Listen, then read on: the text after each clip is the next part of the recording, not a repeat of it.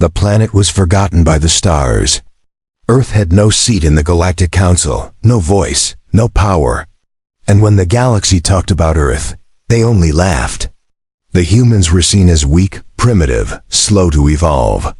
Other species had reached for the stars while humans were still fighting over dirt and borders. But the laughter stopped on the day of the unexpected war. It began with a flicker in the night sky, something that most humans ignored. A shimmer above the North Pole turned into a flash. The flash became a silent invasion. No warning, no declaration. Just sudden chaos. The alien race called the Zephyr came in silence. They were not loud. They didn't destroy cities from the sky, they simply landed. Their ships sank into forests, deserts, oceans. Within hours, power grids across the world failed. Satellites went dark. Communication collapsed. Human armies responded too late. Jets scrambled, missiles launched. Nothing touched the invaders. The Zephyr moved like shadows, blinking from one place to another. They did not speak. They did not answer. They only observed. Among the people watching the skies that day was Commander Elias Ward. He was no politician. He didn't sit in government halls. He lived in the Black Zone, a quiet term for old war bunkers buried deep underground. Elias had retired, or so he thought. But war has a way of calling old ghosts back. He watched the invasion not from a screen, but from a command table that flickered with static. He listened to military chatter as one base after another went dark. It was not just defeat. It was erasure. No demands, no message. Just a quiet takeover. But Elias saw something others didn't. He noticed the pattern. The Zephyr didn't touch the ruins. They didn't enter museums or libraries. They didn't destroy Earth's weapons. They walked past them as if they were testing Earth's reaction. What are they waiting for? One of his younger officers asked. The answer came with cold realization. They're laughing, Elias replied, and they were. On distant planets, in glowing rooms filled with alien generals and scholars, the galaxy watched Earth's slow panic and smiled. It was a test. A game. Earth had no place in the Galactic Council, and this was their punishment for being loud, defiant, and wild without permission. For weeks, the Zephyr held position. No cities were bombed. No humans enslaved, but life became dark. Food lines formed. Fires burned through the night. Hope dimmed. The aliens had silenced Earth without lifting a weapon, but they made one mistake. They assumed silence meant surrender. Elias did not surrender. He gathered people, not presidents, not admirals. People who had seen real fights, veterans, engineers, hackers, scientists, he called them, the resistors. They worked underground, deep in old missile silos and forgotten tunnels. They studied Zephyr tech. They mapped the movement patterns. They listened for radio pulses hidden between alien frequencies. Then they discovered it. The truth that changed everything. The Zephyr were not invincible. They were afraid of one thing. Something buried deep inside the Earth. A signal. A frequency. A human-made pulse that echoed from old satellites still in orbit. The aliens avoided those zones. They feared what humanity might become if pushed too far. Elias stood before his people with a heavy voice. They think we are weak. They think we will bow. But they don't understand who we are. We are not just survivors. We are the storm that waits. Across the dark Earth, the resistors moved. They hacked the alien grid. They reactivated buried weapons. They used Earth's old chaos, the things aliens laughed at as their greatest strength. Guerrilla tactics, unpredictable strikes, rage-driven sabotage. In one night, 7 alien command posts vanished. Not bombed, taken, hacked from the inside. The aliens had laughed at Earth's old technology, but Earth turned it into a weapon. The universe had watched Earth fall in silence. Now it watched it rise in fire. Elias knew this was only the beginning.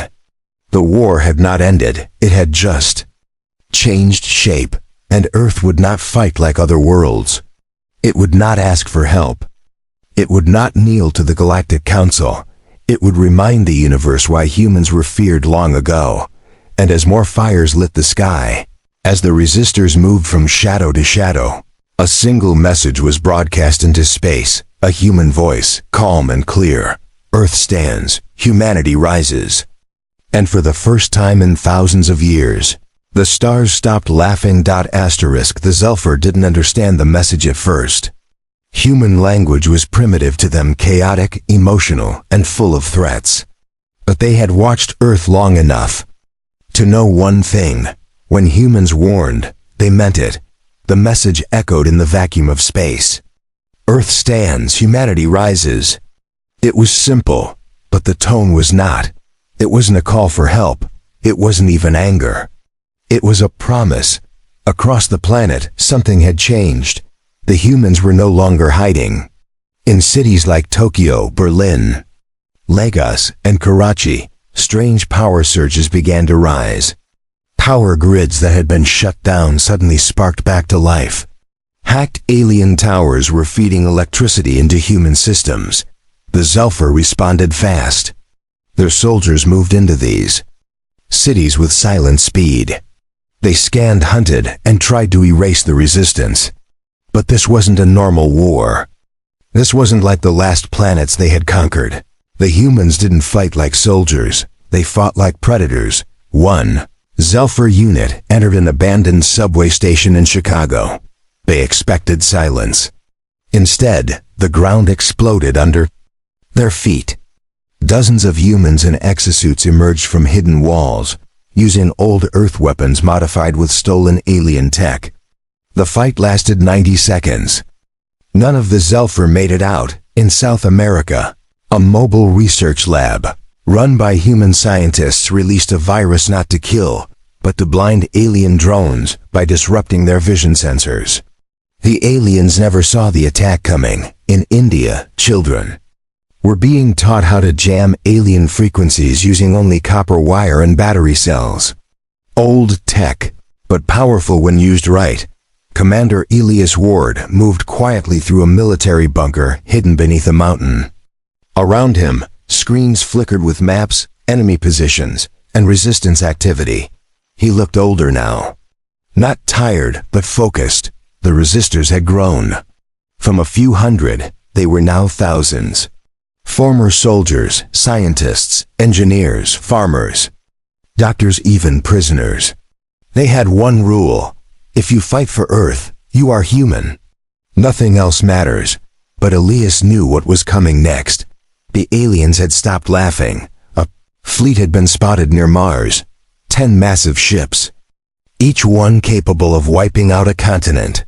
The Galactic Council had given the Zephyr full permission to end the Earth problem. No more tests, no more games. Just destruction. But Elias smiled when he saw the satellite footage. "They're bringing war," he whispered. Good, because Earth had something the aliens didn't. Anger. Humans weren't just resisting, they were learning. Every captured drone became a blueprint. Every fallen alien suit became armor. Every stolen ship became a weapon. In the mountains of Kazakhstan, resistors tested a railgun that could fire magnetic rounds fast enough to pierce alien shields. In Antarctica, a secret launch pad prepared a human-made stealth ship, the first of its kind, to strike at the alien fleet above. Humanity was no longer defending Earth. They were preparing to leave it. The first major counterattack was launched on a rainy night. Over 70 cities around the world coordinated their strikes. Power lines came alive. Sky towers blinked with hacked signals. Explosions rocked alien bases hidden in the forests and deserts. And something else was revealed. The aliens were hiding. Something beneath Africa's oldest mountain. A tall black monolith of alien origin. It pulsed with blue light and made the Earth shake every few hours. Elias had seen it once during satellite recon. But now, with more data, he saw it clearly. It wasn't just a weapon. It was a gate, a portal. a key to the deeper parts of the galaxy. Earth had been chosen for a reason. The Zephyr didn't just want the planet, they needed the portal. That's why they hadn't destroyed Earth. That's why they waited. And now humanity knew. They didn't laugh because we were weak, Elias said to his command team. They laughed because they were scared. They hoped we wouldn't notice what they buried here. But we did. Across Earth, a signal was sent out coded, silent, and clear. Phase 2. Take the gate. In hidden zones, humans began moving. Special teams were deployed to storm the monolith. Resistance cells dropped everything else. It didn't matter if they lost battles elsewhere.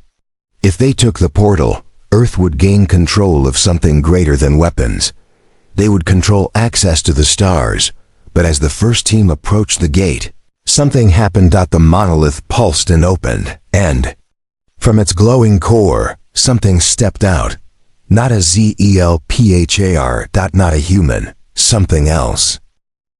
Air turned cold around the monolith. Not from wind, but from something deeper. The human strike team stood frozen, weapons ready.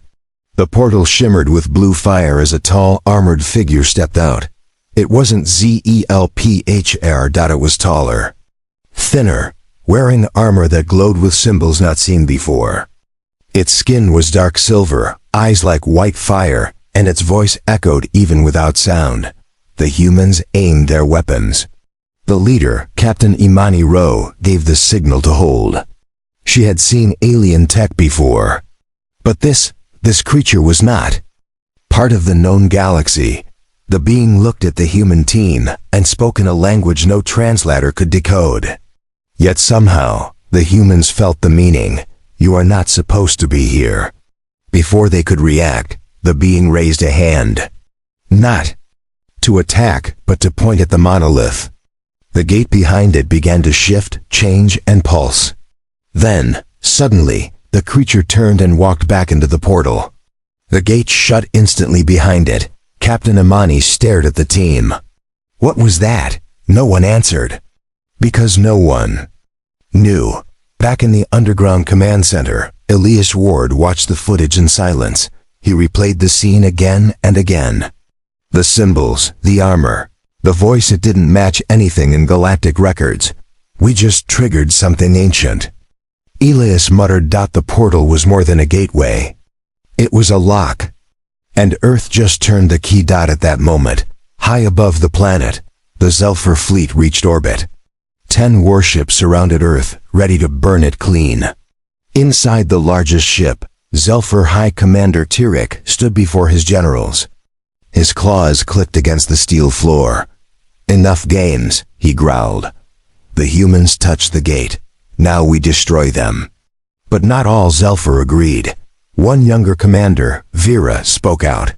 If the humans have activated the monolith, then the ancients may return. You know what that means. Commander Tirik glared at her. They are dirt world creatures, weak. Their time ends now. Down on Earth, Elias made a decision.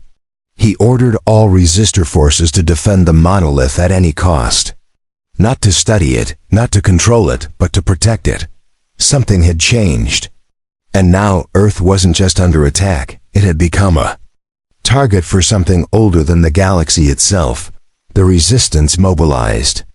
Entire convoys of armored trucks moved through deserts. Engineers worked through the night to power old missile bases. Drones flew over oceans, carrying EMP charges meant to blind alien scanners. In the skies, satellites began to flicker with new programming, AI code written by human minds desperate to survive. The machines didn't just watch now. They fought back. Some hacked alien ships from orbit. Others redirected asteroid fragments toward enemy fleets. But the aliens struck first. On a quiet morning in Brazil, one of the orbital ships fired. A beam of red light tore through the jungle, vaporizing entire miles of land. Hundreds died instantly. The message was clear: submit or be erased. The humans didn't submit. Instead, they launched their counter-strike. From an underwater base near Greenland, A human stealth ship named Vengeance rose to the surface.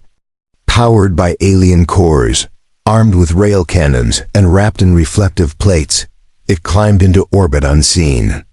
At the right moment, it unleashed its full force onto the smallest Zephyr vessel. The ship exploded in silent fire.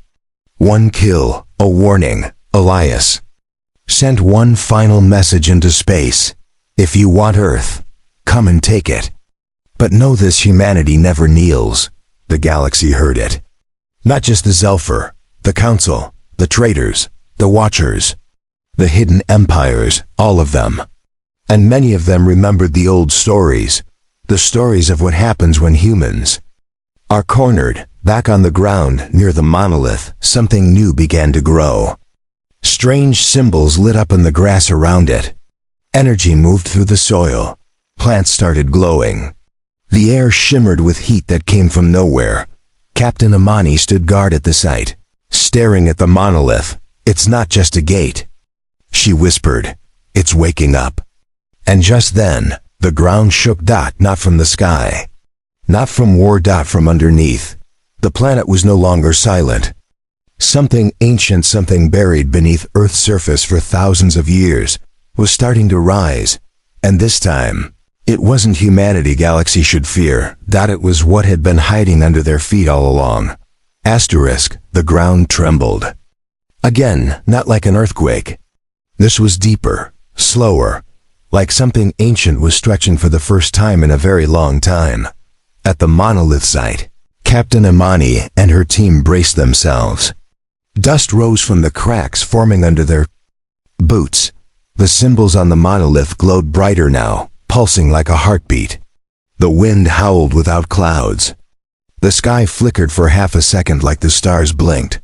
A sound came, low, not loud, but deep. Not from the air, from inside their bones. Commander Elias Ward watched the readings from his underground bunker. His eyes moved over seismic graphs and alien energy signatures. The monolith was feeding power into something beneath the Earth's crust. Not a weapon, not a signal, something alive. He turned to his tech officer. How far down is the source? Roughly 60 kilometers, she said, her voice tight. It's moving. Elias stepped back from the table. Something about this didn't feel like war anymore. It felt like awakening. Above Earth, the Zephyr fleet hovered with growing unease. After the loss of one of their ships, they held position, scanning every region. But their scanners kept returning strange results: massive energy signatures below Earth's surface that hadn't been there before. Underground life form? One officer suggested. Commander Tyrek growled. There's no life on Earth that strong. But he was wrong. In a deep cave beneath the African tectonic plate, something opened an eye. A real eye, ancient, gold, and wide as a starship hangar. It blinked once, and the tectonic pulse echoed across the globe. This being did not belong to the Zephyr. It did not answer to the Council. It was older than them all. Elias received a new report. Sir, his aide whispered. We just got something from a pre-fall research station in the Himalayas. Old legends, myths, ancient maps, they all point to this. This thing under the ground. What does it say? Elias asked. The woman hesitated. It says we were not the first. The idea hit like thunder. Humans had always believed they were the first intelligent life on Earth. But now, signs pointed to a civilization buried beneath their feet, forgotten by time, buried by war or choice. A civilization that may have created the gate. Elias stepped toward the old display wall and whispered. They didn't come for Earth. They came for what's under it. In space, the Galactic Council received Zephyrs' emergency transmission. Their ancient archive confirmed the truth. Earth was once a sealed world, a lock. The monolith wasn't built by humans. It wasn't built by Zephyr either. It was created by something else, something the galaxy had long erased from history. The ancients. The Council ordered an emergency lockdown. Do not open the gate, the voice echoed through encrypted channels. Do not disturb what sleeps. But it was too late. The monolith opened again, but this time, no beings stepped out. Instead, the sky above the site cracked with lightning that never came from clouds. Strange floating symbols circled the gate. Captain Imani watched in silence. Her suit's sensors failed. Her weapons jammed. Her voice was lost in the calm static. Then the sky itself opened, and a ship emerged, not built by human hands. Not by aliens either. It was massive, silent, shaped like a crescent moon with golden sails. It hovered above the monolith as if it had always belonged there. It didn't move. It didn't threaten. It simply waited. The humans stared up in awe. One soldier whispered, "That's not a weapon. That's a message." Elias watched from his bunker and understood. "They're not here to destroy," he said.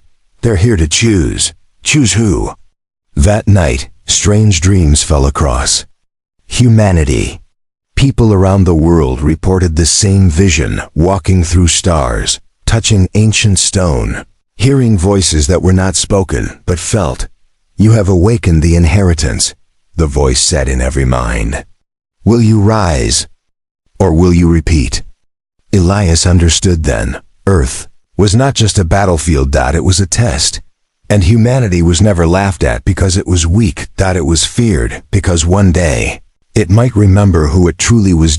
As the golden ship hovered above the monolith, as the Zephyr panicked in orbit, and as the stars watched in silence, one thing became clear. The galaxy was no longer asking what humans were. It was preparing for what humans were becoming. And this time, it was not Earth that stood alone. It was the universe that would soon kneel. The golden ship hovered above Earth without moving. It made no sound. It cast no shadow. Yet every sensor, every satellite, every mind could feel it, like the air had grown heavier. In orbit, the Zephyr fleet froze. Their scanners could no longer track time correctly. Their star maps became distorted. Ships spun in place, unable to align to gravity. Commander Tyrek barked orders, but even his voice shook. The universe was turning against them. "We must leave," whispered Commander Vera. "This is beyond war now." Tyrek snarled, "We will not run from Dirt World savages." But Earth was no longer just a dirt world. Back on the surface, Captain Imani stood before the monolith. It pulsed with low energy, no longer dangerous, but inviting. Her helmet flickered as a message came through, one not sent by radio, but directly into her mind. "You were never small. You were made to remember." Across the planet, others were hearing it too. Miners in Siberia, soldiers in Kenya, scientists in Canada, children in rural Pakistan. All of them felt the same pull. It wasn't language. It wasn't command. It was awakening. Commander Elias Ward stood alone in the mountain command room, hands gripping the table as the ancient words echoed.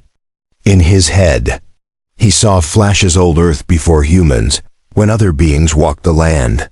Towers of crystal. Skies torn by light. Wars so terrible that history buried them under ice and silence. The ancients had sealed their knowledge.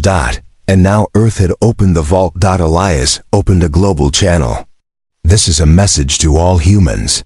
The universe never feared our weapons. It feared what we could become. They laughed because they hoped we'd never wake up. But now, we rise." All across Earth, the resistance moved. Not to fight, but to ascend. People returned to old ruins. They touched ancient carvings that had once been called myths. Stone circles, underwater cities, pyramids. They weren't symbols of the past. They were keys, triggers. Every time a human activated one, the golden ship above the monolith responded, pulsing. Brighter. Inside the ship, something changed. The ship began releasing drones, not machines of war, but machines of memory. They floated over cities, landing beside humans and projecting images. Each drone told a story. Stories of when Earth was part of something bigger, a forgotten empire. A galactic bridge. A source of power that had once held peace across 1,000 systems. And then something else came. Not a drone, not a vision, but a gift. A second gate opened, not like the first. This one was shaped like a tear, blue and glowing, right beside the monolith. And from it came 3 beings, tall, silent, wrapped in gold and black. They did not speak, yet their message was clear to every human. You are chosen. You will decide. Captain Imani stepped forward. Decide what? In her mind came the answer. Will you follow them, or will they follow you? Suddenly, the Zephyr fired. From orbit, a single plasma beam sliced toward the monolith. Fast, brutal, meant to end it all in one strike. But the golden ship moved. It didn't fire back. It simply opened its wings. Light erupted from it. Not fire, not metal. Just pure force. The beam hit the light and vanished like smoke in the wind. The energy spread out and reached for the stars, cracking through space like thunder. The Zephyr fleet was blinded. Engines failed. Shields collapsed. And then, something even worse happened. They began falling. Pulled not by Earth's gravity, but by something else. A field they couldn't see. One by one, Zephyr ships began crashing into the oceans, deserts, and forests. The sky became silent again.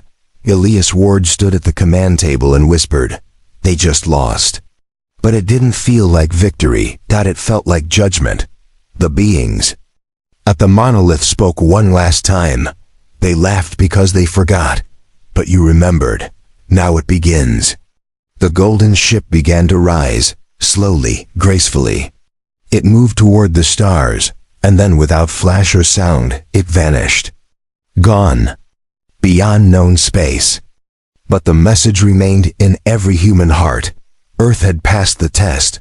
But what came next was far greater than war. Because now, the universe wasn't just afraid of what humans could do, it feared what humans would become.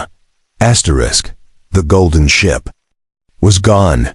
No trail, no engine heat, no signal. It had vanished beyond human understanding, but its effect remained. The skies above Earth were clear now. The stars seemed closer, and the silence it left behind was louder than any explosion. The Zephyr had fallen. Their fleet was shattered, scattered across oceans and deserts. The survivors were captured by human resistance forces. Most did not resist. Their arrogance was gone, replaced by quiet fear. The galaxy's laughing predators had become broken relics of a failed invasion. Elias Ward stood at the ruins of the monolith site, surrounded by engineers, scientists, and civilians. Captain Imani stood beside him. Around them, a new city was being built, not with steel and glass, but with both human design and ancient shapes. The energy from the monolith was still active, but calm now. Balanced. Like it was waiting for something new. A child approached the monolith and placed her hand on the stone. The symbols lit up not in warning, but in welcome. Something had changed. In humanity, not just their tools or tactics. Their minds were evolving. Not faster, not smarter, just clearer. People were dreaming in the same patterns, drawing the same symbols, solving things that had never made sense before. The golden ship had not only stopped the war, it unlocked something. Elias looked up at the stars. He had seen many battles in his life. Lost friends, made enemies. But this time, he knew it wasn't about war anymore. It was about memory. About reclaiming what was once stolen from Earth. Because now, the truth was known. Earth was never a forgotten planet. It was a sealed world. The ancients had locked away their greatest creation here. Not weapons, not machines, but knowledge, legacy. And they had chosen humanity to carry it forward, not because humans were perfect, but because they never gave up. And now the lock was broken. Weeks passed. The Galactic Council sent emissaries. Not in warships, but in peace envoys. They bowed to humans for the first time in history. Treaties were offered. Trade requested. Respect shown. The same species that once mocked Earth now waited in long lines to speak to Earth's new leadership, but Earth was not eager to join them. Captain Amani told the council speaker, "We're not looking for permission anymore. We're building something new." And they were. A new alliance was formed, the Remnant Pact, not led by Earth, but hosted by it. Other forgotten worlds joined. Species once cast aside by the council, rebels, nomads, thinkers, they gathered not for power, but for purpose. 2. Learn what else had been hidden, because the golden ship had left behind one final thing, a map, not of the stars, but of the locks. There were more monoliths scattered across the galaxy, sleeping, silent, waiting for the right species to awaken them. Earth had been the first, but not the last, and so humanity prepared. A new fleet was built. Not warships, but deep exploration vessels, manned by humans and allies alike. Scientists, builders, historians. Elias Ward refused a political seat. Instead, he chose to lead the first ship himself. Its name was simple, Echo 1. Before launch, he stood on the bridge and looked at his crew, half human, half alien. "All chosen, we were mocked," he said. "We were attacked. We were underestimated. But we remembered who we were. And now the universe remembers us." He looked at the stars, then at the map glowing on the ship's main screen. "Let's go wake the others." The engines hummed. The stars moved. Earth grew smaller behind them. And the silence of space welcomed them like an old friend. Because now, wherever humanity went, the galaxy listened.